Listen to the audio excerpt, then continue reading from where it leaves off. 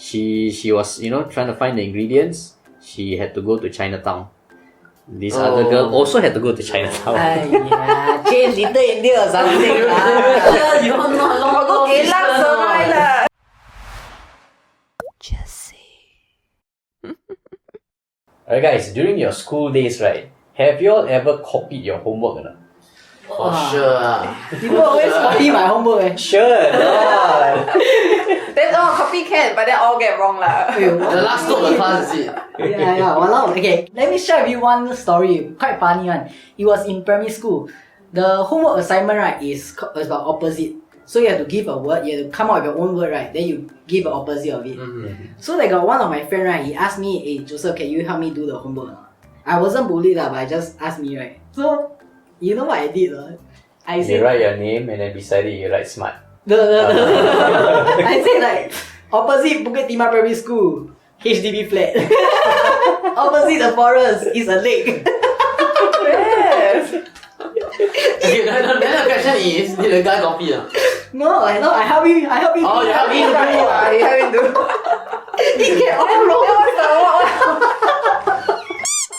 You know my friend, I got this one friend wow, she very on one and she every time do finish her homework like on time one. Then she let you copy. Then we will like another friend, right? Me and another friend will call her, hey, you come earlier lah, like maybe 6:15. Sometimes we ask her like earlier a bit, like way earlier, okay one and she's okay one.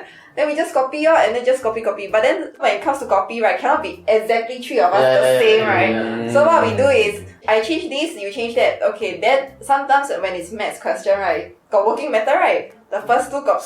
Then the below one maybe get wrong or something or careless. Wow. But why cannot be all the same? You're answering the same question. No, if let's say right, she got this wrong, right, then after that because why everything that she got wrong, you got wrong also. They're too dangerous really. But I feel that copying right now, right, is easier because last time, like you say, you need your friends to come early so you can copy, right? Right now, you can just take photo and send on WhatsApp. Yeah, so they cannot check just do behind, like at home. Okay, so those are good tips for people who want to copy. Maybe, right, you all should have shared this with a Singaporean chef. There's this one Singapore-born chef who's now based in the UK lah, and she's actually quite a reputable chef. She's been on MasterChef before. She's a Michelin star chef. So this lady is actually quite reputable lah. So she has a kopitiam in London. And she created her own cookbook called Makan. So as you guys can guess, it's very Singapore style, Singapore-based things. In this cookbook, unfortunately, right, not every entry into the cookbook was the original. So it was later discovered that a lot of the recipes that she put in her cookbook were based on other chefs' recipes. One in particular is this Singapore chef named Sharon Wee. So Sharon was also raised in Singapore, but now she's based in New York. So she realized, hey, this lady, her name is Elizabeth. Hey, Elizabeth actually lifted my recipe from my cookbook. So she highlighted this to the publishers. How did she know? How did Sharon know? She happened to read. Just nice. But how would you know like that is mine? Like specifically. Okay, so how did she know this is mine? Yeah, there are so many. And couldn't be something that most people would just generally figure out. So I'm going to show you guys this picture. This is taken from the two books. Okay, so Sharon's book is here, talking about Ota. You can see basically, okay, the first sentence is a bit different, but you look at the second sentence onwards. Place a smaller banana leaf in the middle. Place a smaller banana leaf in the middle. And then cover the paste. A small square. Cover the paste here. Fold two opposite. Okay lah, the two different. But that's how you make Ota, what? It is, but it is basically Word for word. She's just changing like one or two words here and there. So this is she didn't listen to your tips. Okay, so this is for Ota. This is for almond jelly with lychees in syrup. So this also, if you look at the two different recipes, they're basically the same thing. Almost word by word. Yeah. So for the Ota, she kena kiap already lah. She kena trap already. Yeah. So this is this one cannot run away lah. thing So word for word. Sharon happened to read her recipe and then realized, hey, this is something that Yep. was from. This is from my book. Wow, What are the chances, my right? God. Wow, there's so many recipe books. But honestly, that she also asking for it lah. She copy until so blatantly. That's right. That's right. That's the thing. You could have changed a few things here and there to the original. Certain words that she used also the same.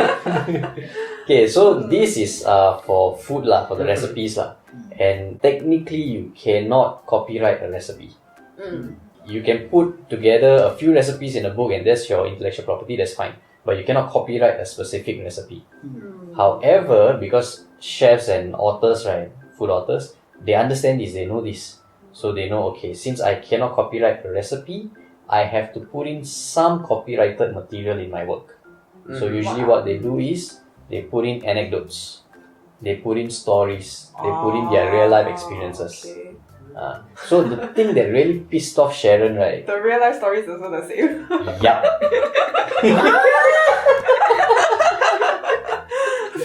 That was the thing that ticked her off. Wait, this was what the 1-star Michelin chef did, right? Yep. Wow, what a humiliation eh. Why no? At 6 years old, my grandma teach me how to make otah. Okay, 6 years old also teach you. My grandmother name there also. Kaale, you already bang me. I will send to hospital. Basket, you also. That man's an imposter. That man is the imposter. Okay, so right now I don't know what is the story about. Was it given? Yes, so I'm going to show you guys the story. So let me just give some background context. So Sharon, right, she wrote a book called Growing Up in the Nyonya Kitchen. Okay, this book is basically Peranakan style food, Nyonya style food lah.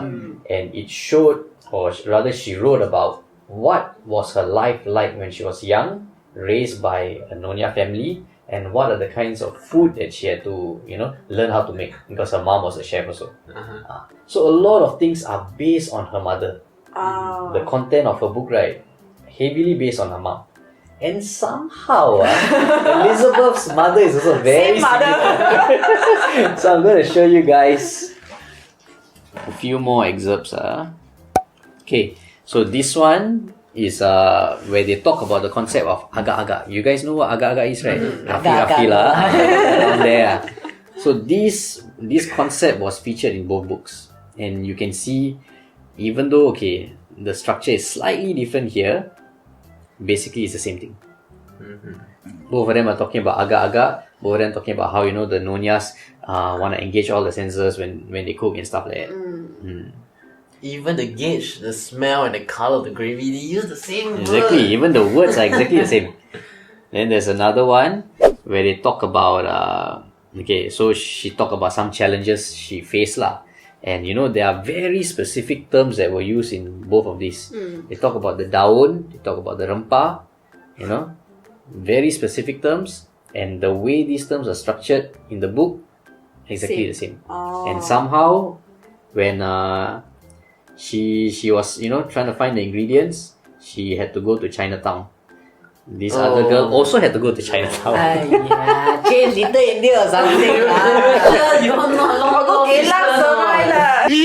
Because the thing is, I don't understand, right, is that Elizabeth, right, she's a Michelin star chef, right? She should have vast experience also, right? Yes. She can actually put Right, her own explain experience herself. right, into her own book. Why does she have to copyright And it? you know, She like- copy the whole content. Usually for like that, right, they have their own pride one, like I am a Michelin star award winner or something like that. Then do this like And the thing that distinguishes chef is their own way of cooking things and their own spices that they put. What the hell? Like, you don't have a humble beginning, never mind lah. Why must fake it? Yeah lah, must and make it. this kind, right, actually you just go to like some of the paid platform or sometimes even free, right, you just go and change the words, ask them to give you another like a paraphrase. See, another Yeah. tip for those who want to copy stuff. Yeah, lah.